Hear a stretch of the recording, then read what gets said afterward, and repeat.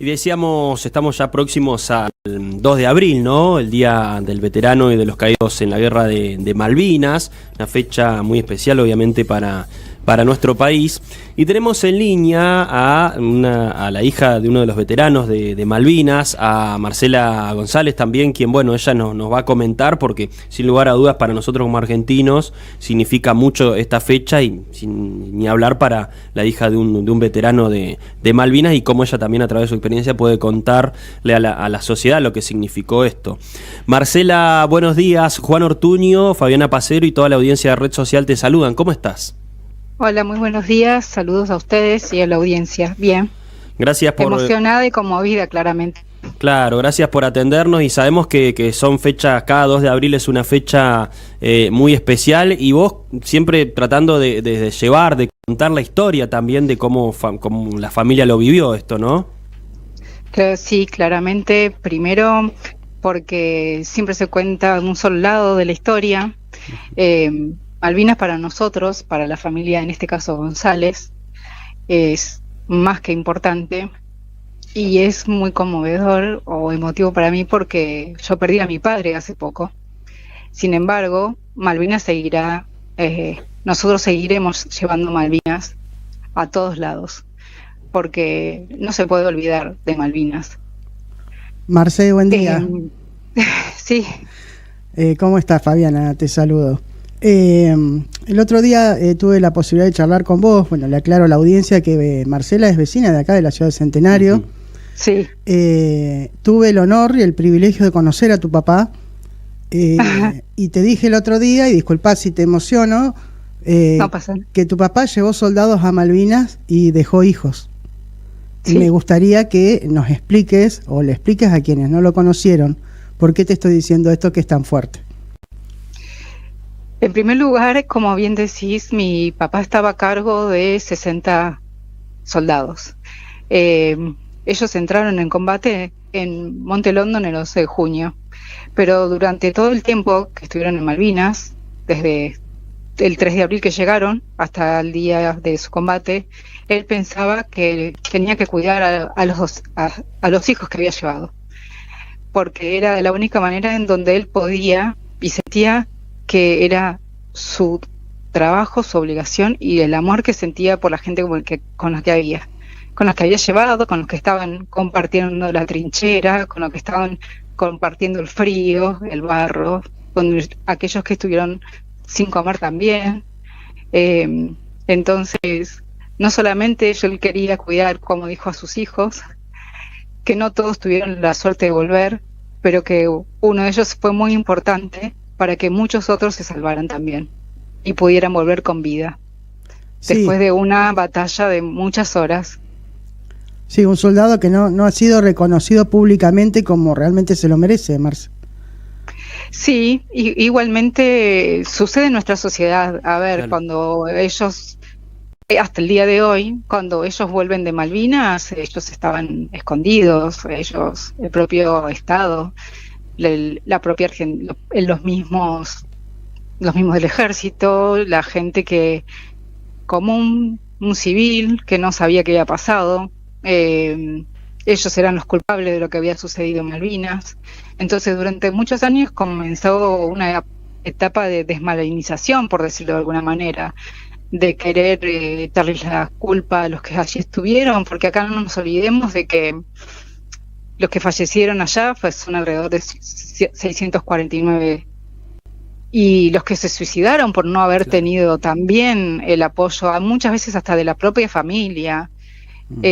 Cosas que también nosotros nos fuimos enterando, porque cuando papá no hablaba mucho del tema, pero cuando empezó a hacerlo con el ímpetu que por ahí le daba quien te habla, ella de adolescente, con mi hermana también, y comenzando él a contar, y después conociendo también a otros actores, a otros soldados, porque yo fui creciendo con el nombre de soldados, no de grandes capitanes, de generales, no, sino de soldados, de los que estuvieron con ellos. Sí, los colimbas. Sí, exactamente. Mi papá tenía 32 años y era sargento primero, estaba a cargo de una parte del regimiento allá. y siempre estuve a su lado, y tengo el honor y la emoción de contar una gran historia, que ahí dentro de esta historia hay muchas otras historias, obviamente.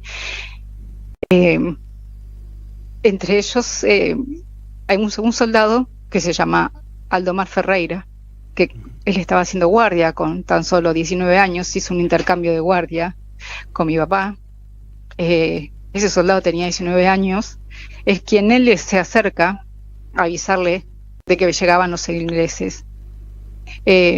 Ahí fue una situación particular también por cuando papá empezó a hablar en las radios en Junín, y quiero tomarme este momento también para contarlo. Sí. La cosa de la vida hizo que en ese lugar, en Junín de los Andes, hubiera una docente que había sido maestra de los hermanos de Aldo. Y se acercó a hablar con mi papá para conocerlo y para contarle que conocía a Juana, a la mamá de Aldo. Mi papá se quedó con el teléfono de Juana, esperando unos días sin saber cómo hablar con ella. Papá llama y él estaba muy conmovido, y del otro lado Juana le dice: tranquilo, hijo, tranquilo. Papá fue una de las últimas personas. Mientras tomás un poquito de aire, le aclaro a Juan y a los oyentes que Aldo avisa que venían los ingleses, que iban a ser atacados, y recibe la orden de avisarle a los otros grupos de soldados, claro, lo que estaba ocurriendo, y Aldo después no vuelve con el grupo. Aldo quedó en Malvinas. Sí, es así. Aldo quedó en Malvinas, y gracias también a su accionar es como también salvó muchas vidas, porque si él no hubiese actuado así, hoy estaríamos hablando tal vez de que mi papá no hubiese vuelto. Y como bien decís vos, Juana viaja desde Santa Teresita. En ese intercambio de guardia, que esta no es una historia, en ese intercambio de guardias, Aldo le entrega a mi papá una carta, porque Aldo estaba sucio, igual que mi papá, y le entrega una carta que todavía no se la había mandado a su mamá. 20 años después, la madre habla con mi papá, pasaron un par de años, y ella viajó a Junín de los Andes a conocer a mi papá. Y mi papá tenía esa carta que ella nunca había recibido. Y ella viajó porque necesitaba saber. Ella muchos años estuvo esperando. Y esa noche le había preparado a su negrito su plato preferido de puchero, esperando que llegara. Y después, como cuando ella vino a Junín de los Andes, y mi papá y mi madre y nosotros acompañamos a mi papá siempre, y ella necesitaba que alguien se lo dijera en la cara de que Aldo había quedado en Malvinas, y mi papá le dijo: yo le debo también la vida a Aldo, y le dio la carta que nunca obviamente había recibido Juana, y que papá la había guardado por el recuerdo de Aldo. Sí, tenían crearon un vínculo muy particular los dos, Marce. Juana con tu papá. Sí, no solamente con la familia de Aldo, sino también con nosotros, con mi hermana, fuimos buscando también quienes estaban en la trinchera con mi papá. No sé si hay una foto en donde cuando ellos los agarran prisionero. Sí. Que es el que tiene barba, el resto son soldados. Y uno de ellos viajó desde Jujuy a encontrarse con su sargento primero, por cómo había estado él. Y eso fue casi 30 años después. Y ver a un hombre de casi 50 años y abrazando a mi papá, los dos viéndose y llorando, y viniendo a ver, uno no sabe qué puede encontrarse del otro lado.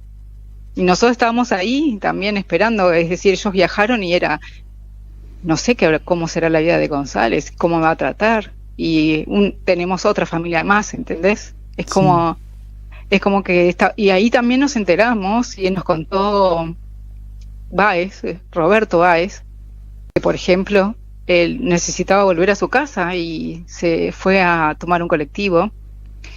Venía de Malvinas, no nos olvidemos, venían de estar 2 meses, venían de todas las atrocidades que pasaron, pero no tenía la plata, y el colectivero lo hizo bajar. Qué bárbaro. Y así los fueron escondiendo. Y también nunca tuvieron la atención psicológica, ni los soldados, ni los que seguían en la carrera, estaban ocultos. Muchos pudieron sobrevivir tal vez a su temperamento, a su manera, pero después, ¿cómo puede creer que de cómo los trataron, de cómo los ocultaron, de que no se los dejaba ver? Hubo una situación en donde los que habían vuelto de Malvinas y estaban en este momento todos encerrados en Campo de Mayo, era la jura de la bandera, y esos estaban presos dentro del ejército. Ellos querían participar de la jura de la bandera, verlos. A los conscriptos nuevos, estás diciendo, Marce. ¿Cómo? Había conscriptos nuevos que iban a jurar la bandera, cuando ellos estaban presos. Claro, exactamente. Ellos recién llegaron de Malvinas, después de que a los prisioneros dejan en Puerto Madryn. El día que Puerto Madryn se quedó sin pan es porque la gente de Puerto Madryn empezó a tirarle pan, empezó a tirarles para darles de comer a los prisioneros y a los que dejaron en libertad. Y los trasladan cada uno a los regimientos, y a los que trasladaron a uno de los regimientos de Campo de Mayo, donde estaba mi papá le pide a un soldado que estaba ahí que avise si podían ellos acercarse a la jura de la bandera de los soldados, de los nuevos conscriptos. El soldado fue a averiguar, y cuando vino, con lágrimas en los ojos, le dijo que le habían dicho que no podían salir de ahí. Y él estaba ahí pidiéndole disculpas, mientras afuera se escuchaba la jura, y el soldado lo miraba a mi papá y a otros que estaban con mi papá, y se le caían las lágrimas porque él le pedía perdón, pero él había recibido la orden de que no podían hablar con nadie. Así que imagínate además lo que fue también la posguerra, no solamente para los que volvieron, digamos, sino para las familias, los llantos, cosas que nos sucedieron a nosotros. Cuando eso sucedió yo tenía 7 años, recuerdo perfectamente cuando mi papá se fue y cuando papá volvió, y esto que se veía en los documentales, cómo regresaban. Yo tengo una hermana menor y mi mamá estaba embarazada de mi hermano, y nosotros nos quedamos en un lugar en donde, así cuando lo despedimos, que nos dijo que nos miráramos ahí nos quedamos también, porque si papá volvía sabíamos que íbamos a estar en ese lugar. Al lado mío había una abuela esperando, rezando por si había vuelto su nieto. Yo tenía 7 años, pero tengo una memoria de eso, y no sé si el nieto de ella volvió, por ejemplo. Fue todo un descontrol, fue desgarrador escuchar los llantos, los gritos. Era como, llegaron, pero váyanse de acá. La verdad que fue también muy difícil escuchar, yo en el caso de mi papá, digamos, como al principio los gritos que él tenía en la noche, recordando lo que estaba sucediendo seguramente, yo siendo menor aún, recuerdo, y cómo los trataron a todos. Y también de a poco, yo sé que de a poco, recién ahora, pasando más de 40 años, aún sigue habiendo gente que no le importa, gente que es un día más, es un día en donde no se va a la escuela, es un día en donde no se trabaja. Por ahí también es la empatía, con que si no te toca de cerca no le importa. Pero ahí quedó mucha gente, y no nos podemos olvidar, porque el soldado que se muere es ese soldado que se olvida. Y hoy, más allá de que es una fecha muy importante para mí, Malvinas es importante para mí desde que mi papá volvió. Ahora no está conmigo presente, pero yo seguiré siendo su voz hasta que yo deje de tener voz. Qué impresionante lo que relatás, Marcela, y lo que también me imagino cuesta procesar es lo que decís, de la falta de respeto, de empatía para quienes cuando regresaron, ¿no? para quienes estuvieron llevando adelante todo por nuestro país y lamentablemente ese reconocimiento, digo, por parte inclusive de los gobiernos. Y en tu caso has podido contar esta historia, digo, en escuelas, en lugares, llevándola a la comunidad, ¿no? Parece que se cortó la transmisión, se cortó la llamada. A ver si ahí podemos nuevamente... Sí, ahí me está avisando por WhatsApp que sí que se cortó. Ahí vamos a ver si nos podemos comunicar de vuelta. La foto que estábamos viendo, por eso te voy adelantando mientras, porque por ahí Marcelo se emociona un poco. Bueno, esa imagen para los que tenemos más 50, la vimos en todos los diarios. Sí. Y bueno, ahí está el papá, que bueno, también es una historia interesante porque estaba en Junín de los Andes, siendo que era de un regimiento de La Plata. Exacto.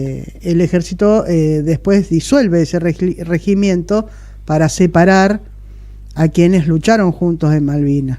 Le dieron a elegir, o vas a Corrientes o vas a Neuquén. Y él eligió Neuquén, por eso terminó su carrera aquí en la provincia de Neuquén. O sea, hasta ese punto de desarmar el regimiento número 7. Marce, ¿me estás no sé si ahí nos ahora? estás escuchando ahí, Marcela. No. A ver, ¿ahí nos escuchás? Somos complicados con la comunicación, señal, me parece. Sí. Bueno, esos son los dos soldados que estamos viendo, de los que nos contaba. Claro, y cuando se pudieron reencontrar. Marcela, ¿ahí nos escuchás? No sé si ahí nos podés escuchar. Parece nosotros no. ¿Algo escuchamos? No. Bueno, vamos a intentar una vez más por ahí. O sea, resumiendo, los trajeron, los encerraron y después disolvieron el regimiento. Nos trataron como lo peor, Fabi, cuando regresaron de Malvinas. Vos decís, cuesta entender que un país haga eso, ¿no? Cuesta entender, y también es algo que tenemos que trabajar como sociedad, que hay muchas cosas que tratamos como si fuera un partido de fútbol, muchos hechos. Y esto es como si Argentina perdió contra Inglaterra un partido de fútbol. Entonces va la hinchada y le da la espalda a los jugadores, y no era así. Hablando más allá del contexto político y demás. Hay gente que fue y puso el cuerpo. Aparte que puso la vida. De guerra. Al principio todo con la banderita y después. Exactamente. Y después los dejaron de lado. Después los dejaron de lado. A ver. Sí, Marcela, ahí te escuchamos nosotros. ¿Nos escuchás? Sí. Disculpa que sabe. No, decíamos lo difícil y cómo cuesta entender que un país o que las autoridades le den la espalda, hagan eso con quienes dejaron todo por representar, justamente por luchar por nuestro país. ¿Tuviste la oportunidad, te estábamos preguntando, de contar esta historia, la historia de tu papá, la historia de Malvinas en las escuelas, en algunos ámbitos, como para que se conozca y que las nuevas generaciones también lo sepan? Sí, justamente hoy estuve acá en una escuela de Neuquén, en el CEPEN 41, donde me invitaron a hablar, y la verdad es que los chicos hoy, por ahí es difícil captarles la atención, sobre todo por ahí porque para ellos es aburrido un acto, y la verdad es que me llevé una grata sorpresa al ver cómo me escuchaban, al ver que yo tengo una remera con la cara de mi papá, y fue muy emocionante, y muchos vinieron después a saludarme, a abrazarme, yo le digo, con que uno de todos ustedes se lleve algo de lo que estoy diciendo es un montón. Uno, que por lo menos no sea que no saben por qué mañana no tienen que ir a la escuela. Una falla importante de las escuelas también. Sí. Es verdad. Y de las familias también. Sí, empecemos por la familia, Marce. Porque a veces, bueno, uno puede o no coincidir con la forma de enseñar, pero de última enseña a vos, que es a tus propios hijos. Y son valores también, entonces los valores se enseñan primero en la casa. Exactamente. Totalmente, si no viene de casa. ¿Qué mensaje le querés dejar, Marcela, a la comunidad para este próximo 2 de abril? Falta muy poco, pero digo, desde tu punto de vista, desde tus vivencias, lo que nos contabas, ¿no? Con la historia de tu papá y con mucho conocimiento también de las historias de los compañeros de tu papá, ¿no? Que muchos la siguen luchando, la siguen remando y son quienes también fueron dejados de lado, ¿no? Exactamente. Y no se querían acercar mucho porque eran los loquitos de la guerra. los que habían vuelto.